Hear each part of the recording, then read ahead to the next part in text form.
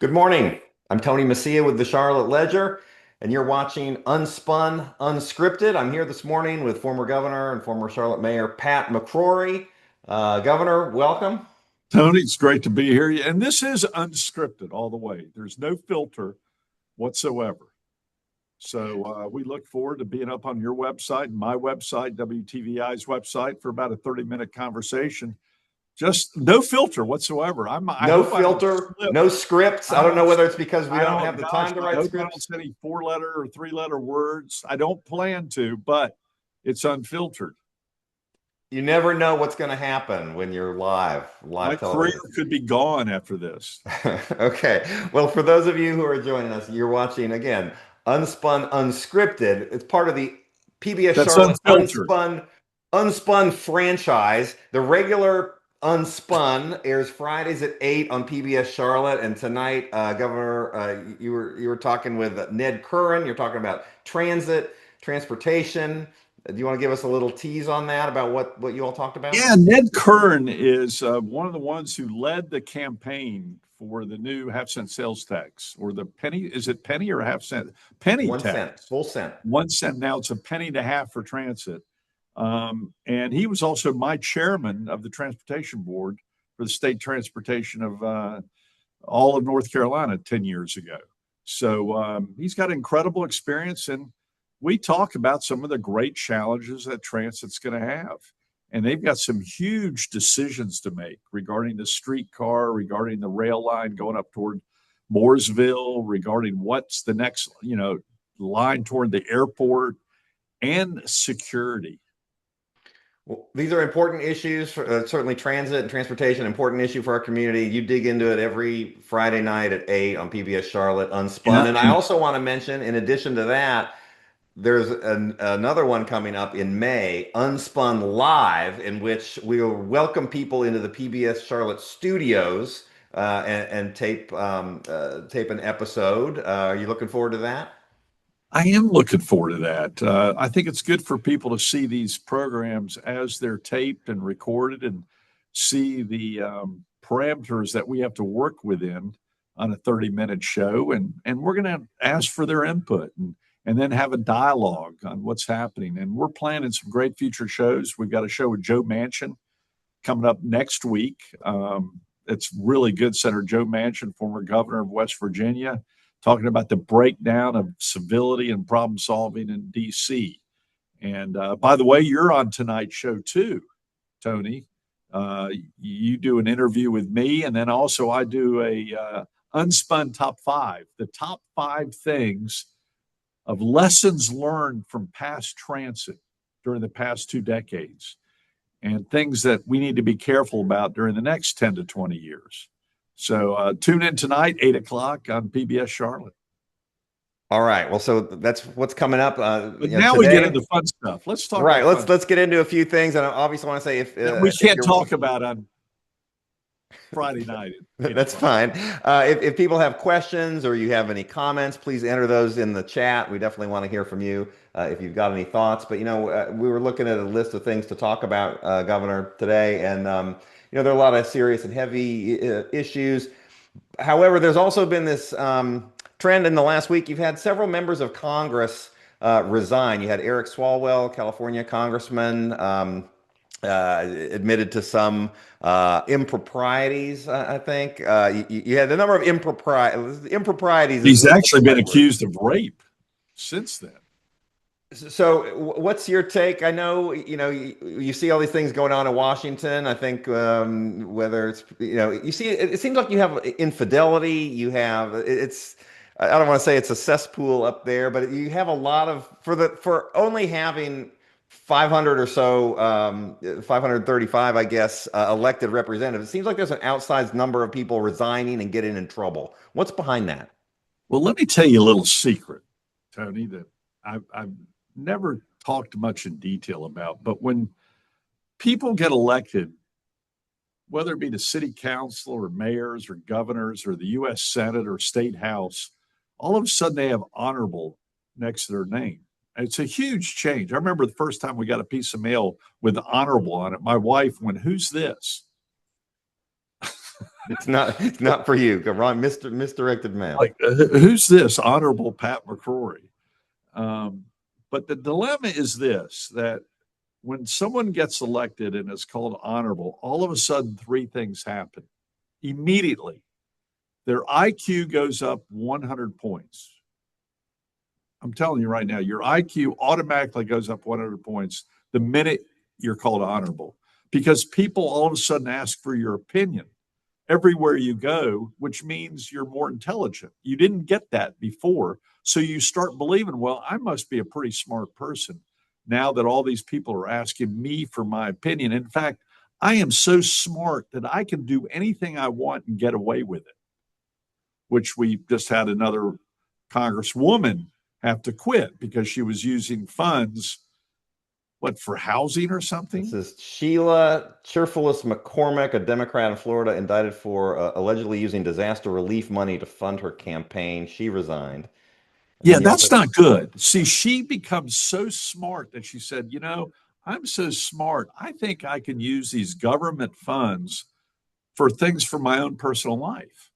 And I can get away with it because I'm smart. And do they think they won't get caught, that nobody's watching, or do they? Part of me thinks they think they're so smart, they convince themselves that this is okay because they're so smart. Their IQ is up. And they also think they deserve it. You've got to understand politics, and this started in city council races, county commission. All of a sudden, you're invited to everything. And a lot of things you're invited to are people with a lot of money. And some of those people with a lot of money will come up to you and say, we know how hard you're working. You deserve even more. You deserve more. Look how hard you're working and all these meetings and all the time, and you're only getting paid a certain amount of money. Gosh, do you know how much money I make? You deserve the same amount of money. And that's where bribes start coming in. Or the person, and we've had this with, sadly, Pat Cannon, starts taking money because they think they deserve more money. And they justify it. They rationalize it in their head. Yes. They sort of convince that they'll outsmart they can talk their way out of it. They tend to be good at talking. Similar to a Ponzi scheme person. When you start a Ponzi scheme, they go, don't worry, it'll work out in the long run. And yet, sooner or later, it catches up to you in business. Now, in politics, it's the same way. I assume that when you were in office, you saw some of these forces, and I'm guessing you had some experience with that. I mean, what was that like? And how does a politician stay grounded and stay there and just do the job that they were elected to do, as opposed to sort of being flattered by lobbyists and powerful people? First of all, you have a spouse around you that's more level-headed and go, you're not believing this stuff, are you? You're not really believing your IQ is 100 points higher than it was a week ago before you're elected. And if you have a good spouse, they'll put you in your place real quick and start going, you're believing this stuff. And then I had what I called an ego check group around me that would occasionally meet with me and say the same thing and say,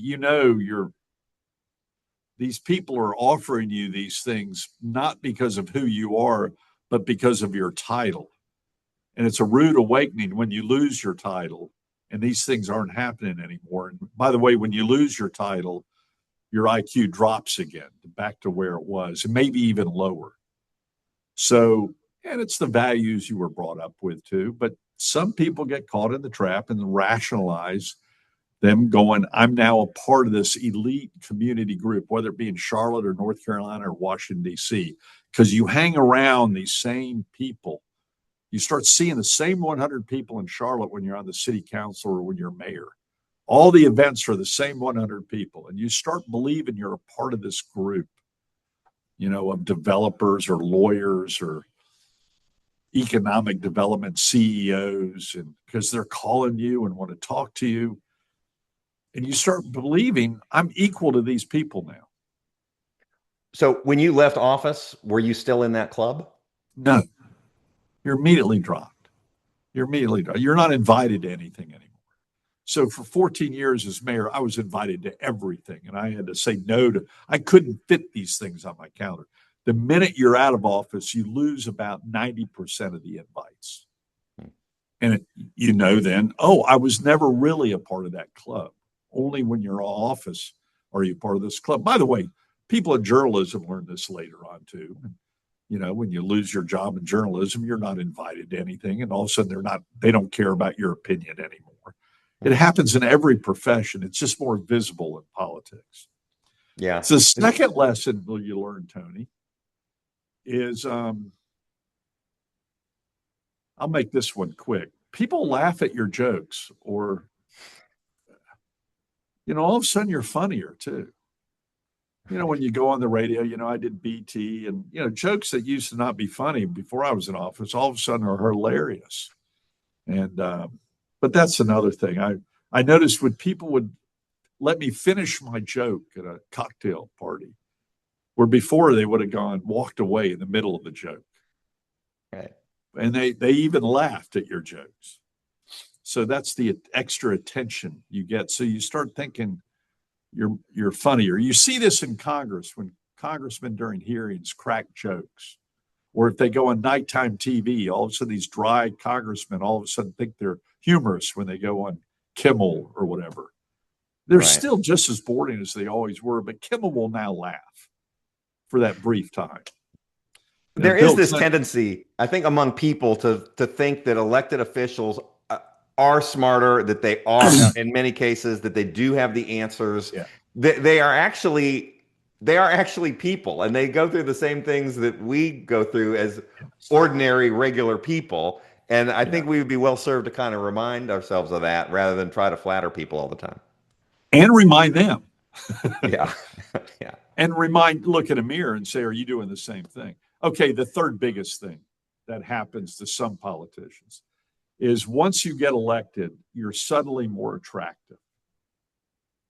I'm just telling you right now, I got better looking when I became a 39-year-old mayor. I remember I'd have 20, 25-year-old women downtown want their picture with me, and they'd get on both sides of me and get close to me. And this is even before selfies, and get pictures. And then they go, can I have another picture, with two more people? And I'd go, why, sure. And my wife would be in the back of the room just rolling her eyes going, oh my God, get the smile off your face. I know she's thinking, do you really think they think you find you attractive? No, they're attached to the title or the perceived power. They want to say, I met the mayor, I talked to the governor, here's a picture of me and the governor. Yeah, and there's a brief attraction to the title and the 20-somethings. And it's easy to start believing it until your wife rolls her eyes. Well, but the danger is these congressmen are away from their spouses. They're in D.C. and they've got all these young 20-somethings. A lot of attractive people, male and female, by the way. This happens to some women. In fact, a former senator from Arizona just apparently had an affair with her security guard.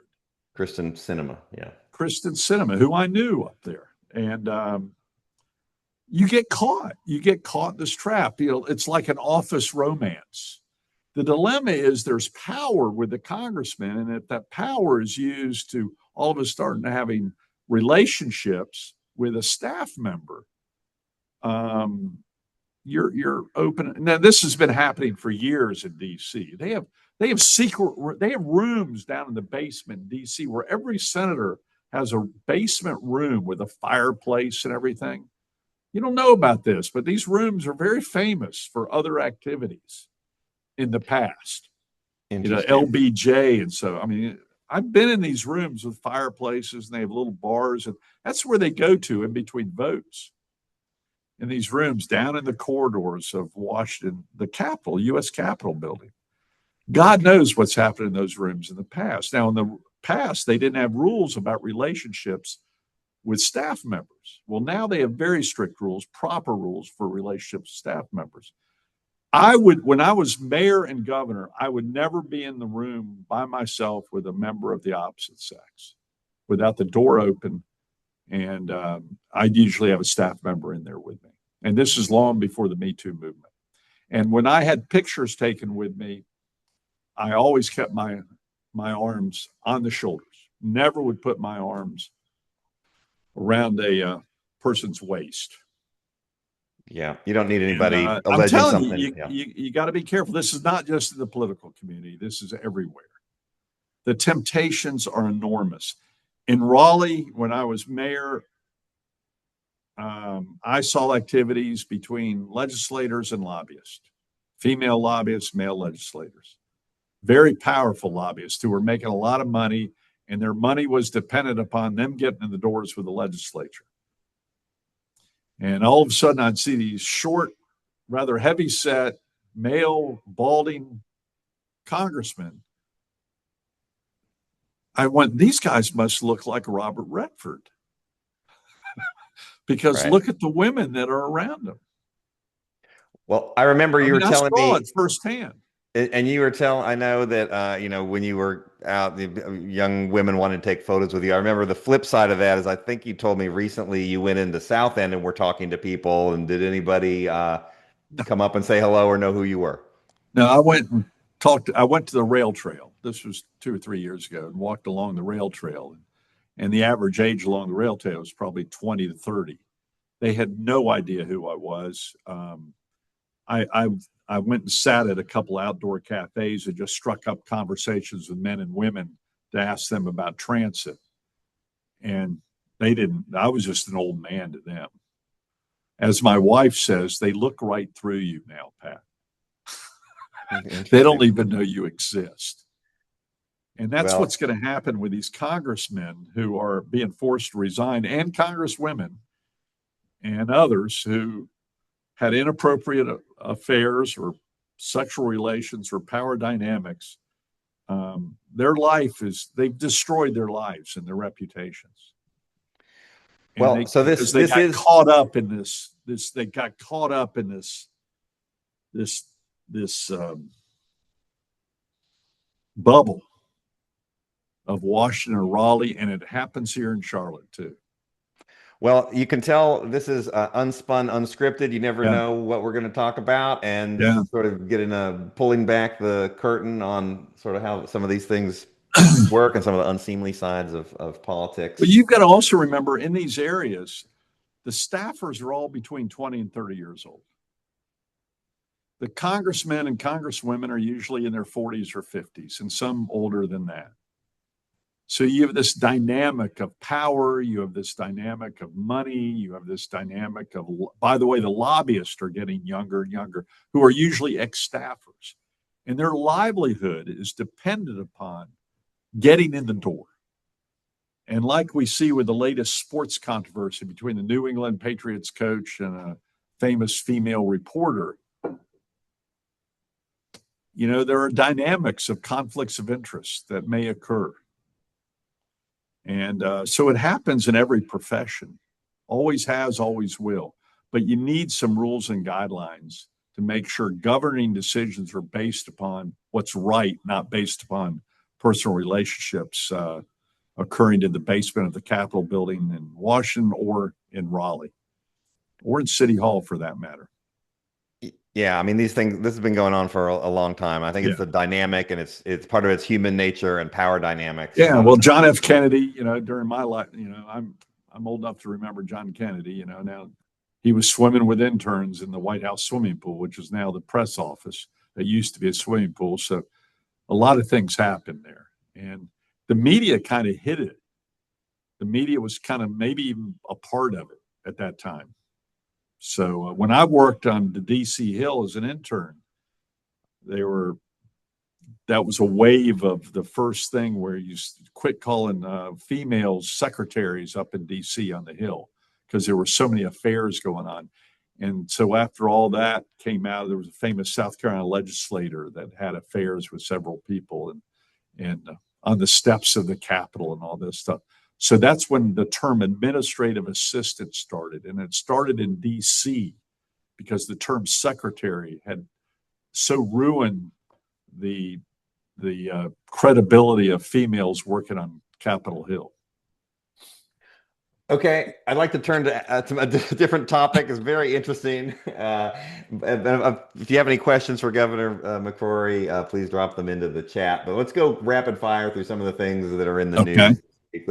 Redistricting. The state of Virginia, I think there was a vote this week in which it looks like Virginia will be redrawing its congressional map in order to add several additional seats for Democrats. This is something that's been going on across the country in the last few months on both sides. Republicans in Raleigh in the General Assembly redistricted, drew new lines last year to try to squeeze out one more Republican seat. You see this also California, Texas, other states. What's your read on that?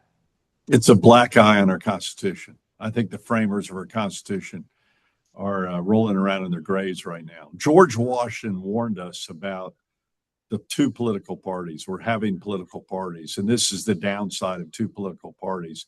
Both the Republicans and Democrats are more interested in having power, which brings money to their campaigns, than doing what's right.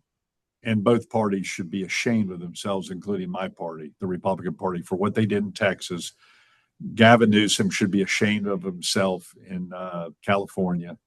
And I think the new Virginia governor in Virginia, and frankly, Senator Phil Berger did it for Trump here in North Carolina to redraw District 1, Don Davis's Democrat seat, who's probably the most moderate Democrat, African-American Democrat. He's actually a pretty moderate guy. He was active in No Labels, and right now he's favored to be defeated because the Republicans redrew that district to add one more Republican seat, but it's not guaranteed. You know, a lot of these political consultants think they understand. They think political science is an exact science. Some of these redrawings, the Republicans and Democrats still might lose.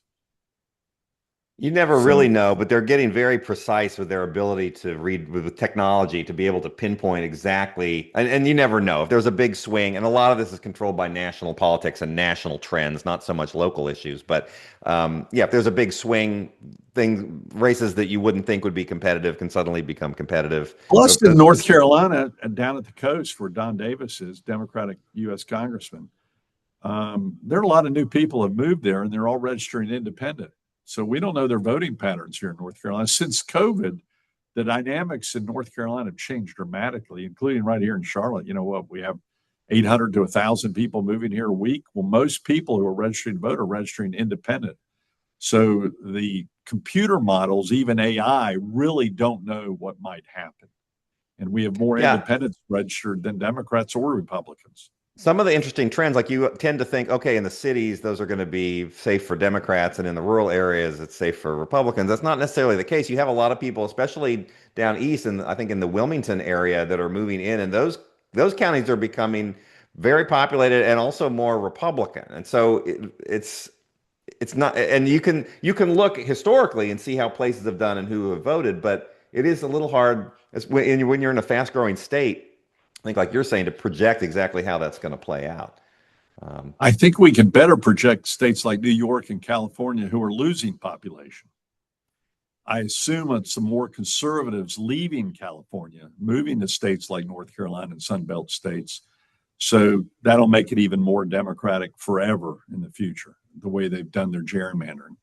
And New York, and I think has one Republican congressman or something. I'm not sure the numbers, but it's no longer the people's house. It's the house is owned by the two political leaders, the House minority leader and the Speaker of the House. It is amazing if you look at the races.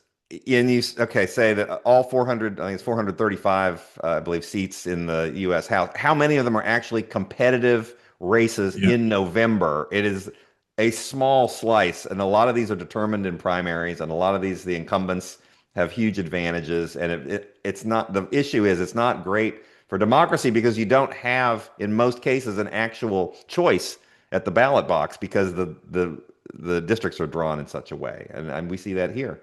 Yeah, we have one competitive race in North Carolina. The District 1, there might be a semi-competitive race up in the mountains right now. But what's interesting behind the scenes on this redistricting, like in North Carolina, the other Republican congressmen because all politicians, another thing that happens when you're elected, you get paranoid, big paranoia. So the other congressmen and women, they like to keep their seats as safe as possible. So anytime you redistrict, it takes some Republicans out of their seats and moves it to another one. And they're going, wait a minute, I only have a 30-point lead. I don't want it to go down to 20. I could lose. So there's pushback behind the scenes that you don't hear of. For the people in safe seats, they're less safe now. And they complain about that behind the scenes, but they don't have the courage to say it because they're paranoid about losing even in a safe seat. Okay, Governor, we do have a question from Ricky. Okay. It's a little bit hot, but you'll take them. And we're about promoting respectful dialogue here. It's a little personal, but we're gonna give it to you. Ricky asks, okay, old man, now that you have an outlet on PBS, do you regret those years you and your former party trashed the Corporation for Public Broadcasting and PBS? I don't understand your purpose. If the phone rang tomorrow, you'd be in D.C. with a smile. That's not true. I turned down D.C. in the past. I ran for mayor instead of running for U.S. Congress because I thought I'd accomplish more as mayor, a part-time job, than I could in Washington, D.C. My dad taught me of that. So I have no desire to be a U.S. congressman, none, because they do nothing. I have no interest in doing nothing and having to travel every week to go do it. I'd rather do nothing here and enjoy my quality of life here. And regarding PBS, I've always been a fan of PBS. I do think they've had more of a liberal tilt, and I commend PBS Charlotte for putting me on the air. But you got to remember, the Republicans think I'm a rhino. The Democrats think I'm a right-wing extremist. So PBS Charlotte has taken a great risk of putting me on the air because they get a lot of complaints from liberals. How dare you put that Pat McCrory on the air? And now they're getting complaints from the conservatives. How dare you put him on the air because he's a rhino? I don't fit any of the gloves anymore. Never have, frankly. So I commend PBS Charlotte for doing this, and they've caught some heat for me being on the air from liberal givers and from conservatives. How dare you're not a true conservative, you're on PBS. But I believe both parties need to go on networks. I think more Democrats ought to go on the Bill Maher show or on Fox, and I think more Republicans need to go on CNN and PBS and other shows. We got to have more cross dialogue. And everyone else says that too until it happens. And they go, what's that guy doing on there? He's not one of us. So we're rather hypocritical in that area too. Well, I think we have to commend PBS Charlotte for providing a platform, providing a platform and trying to get at all sides of an issue. And if you notice, Tony, I don't talk about who's going to win, I'm trying to give the inside story of what politicians are saying or thinking, what politicians are thinking but not saying, regardless of your political party affiliation. Like right now, I've talked about some of the issues of both Republicans and Democrats when they get elected. Sadly, a small percentage of them think they're better looking and smarter and have a higher IQ. It has nothing to do with partisan politics. It's just group dynamics. And that's what I'm trying to do on Unspun. All right, let's go one more news item, and then we'll call it a wrap for the day. The North Carolina budget, or the lack of the North Carolina budget. The General Assembly, which is controlled by Republicans, has not agreed on a budget. They didn't pass one last year. They're still talking about it this year, and it's unclear whether they will have one. And so what this means is that a lot of the budgetary amounts set for paying teachers and funding a bunch of different social service programs and so on are remain at existing levels. What's your take? Why haven't Republicans been able to produce a budget? Because there's a power struggle, always has been, between the House and Senate Republicans, just like there used to be between the House and Senate Democrats in the 70s and 80s when they're controlled. This is a fight between Phil Berger and the Speaker of the House. And Phil Berger has certain items. He wants a lower corporate tax rate. The House does not want a lower corporate tax rate. Phil Berger wants a brand new hospital built somewhere. The House doesn't want it. Actually, the House is being more conservative. The Phil Berger did expansion of Medicaid with Roy Cooper. Now they're finding out they didn't have the money for it. The House warned them that if they expand Medicaid, we're not going to have the money for it. But politically, it met Phil Berger's needs to meet the hospital lobby needs. And it helped Roy Cooper because it's very popular, but no one has the money for Medicaid expansion. And so they're still fighting some past battles.